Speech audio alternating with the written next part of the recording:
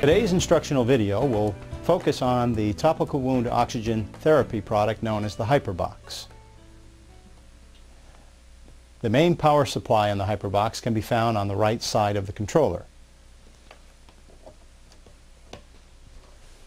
In order for the Hyperbox terminal to function properly, it needs to be connected to an oxygen source. This oxygen source must be able to produce a minimum of 10 liters per minute of oxygen. This can be done by utilizing the connector on the right side of the controller. There are three available sources of oxygen that you can use with the Hyperbox terminal. You can use an oxygen cylinder, an oxygen concentrator, or a liquid oxygen system. In order for topical wound oxygen therapy to be effective, it's important to ensure that the oxygen source coming into the chamber is humidified. We do that by utilizing a humidifier jar attached to the chamber. You simply unscrew the jar. You want to fill the jar 3/4 full with sterile distilled water.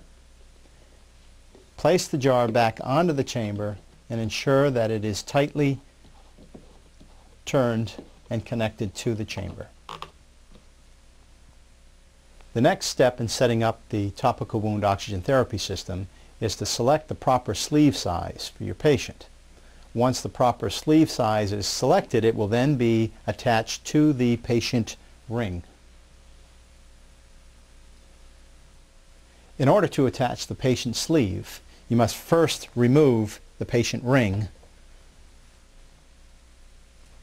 That's simply done by unlatching the 3 latches and removing the ring.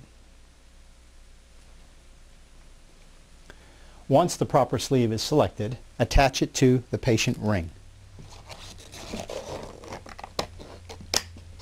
Ensure that it's sealed properly and you're ready to attach it to the patient's leg. All of the controls for topical wound oxygen therapy are accessed from the Hyperbox controller. The display field provides information on the monitoring values for the topical wound oxygen Hyperbox and is used to enter setting values. The LED provides a visual alarm. Use the on-off switch to switch the device on or power down to the standby mode.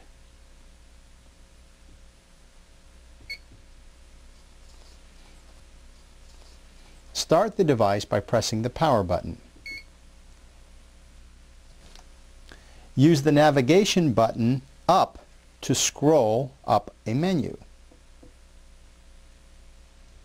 Use the navigation button down to scroll down a menu.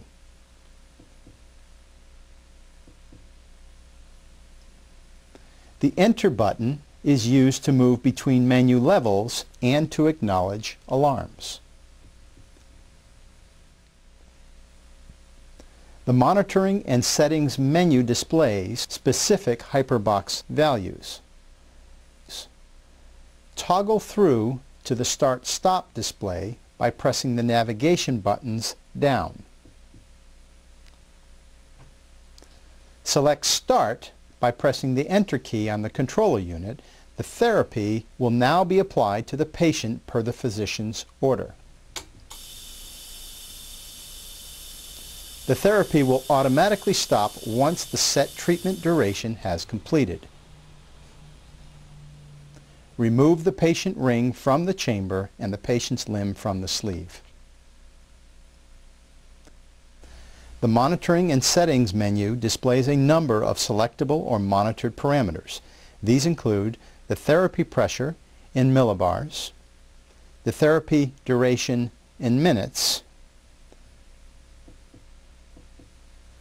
the device running hours, and various alarm messages if present. You can scroll through these menus or select another display value by pressing the navigation buttons up and down. You can set the therapy pressure and duration as prescribed by the physician as follows. Start the device by pressing the power button. After 2 seconds, the chamber selection screen is displayed. press the up or down arrow key to progress into the settings menu and hit enter. Hit enter again to make a change to the pressure. 50 millimeters of mercury is recommended. Hit enter to confirm. Use the down arrow key to adjust the time. Enter again to change the time. 60 to 90 minutes per treatment is the normal duration.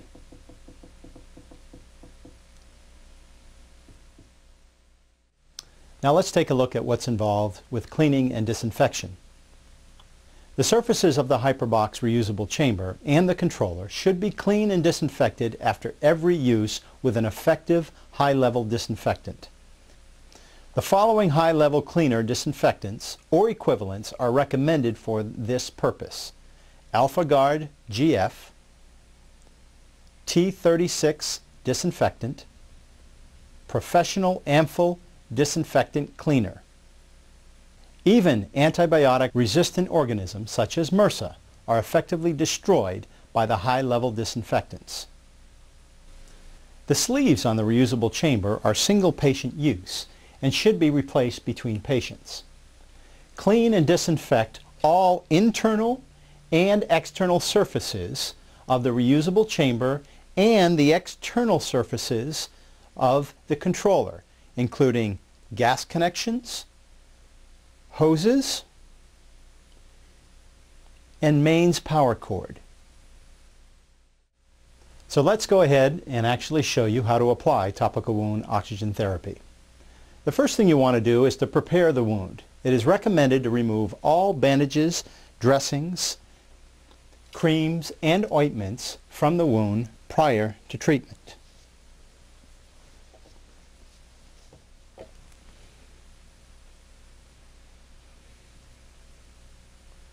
Wounds should be cleaned and debrided, if required, per standard wound care protocols prior to commencing treatment with this device. Recommended treatment durations are 60 to 90 minutes once per day. It is recommended that all infected wounds, including those infected with antibiotic-resistant strains such as MRSA, be treated utilizing the institution's standard operating procedures in conjunction with the therapy. To initiate topical wound oxygen therapy, you must take the patient ring from the chamber and ensure that you have the properly sized sleeve. We then take the sleeve and we'll slide this onto the patient's leg. It's important that you have an assistant help you with this. It will ensure a smooth sleeve application. Okay. Ensure that your sleeve does not cover the wound. With your assistant, you then have one hold the leg and you slide the patient's leg into the chamber gently and secure the patient ring.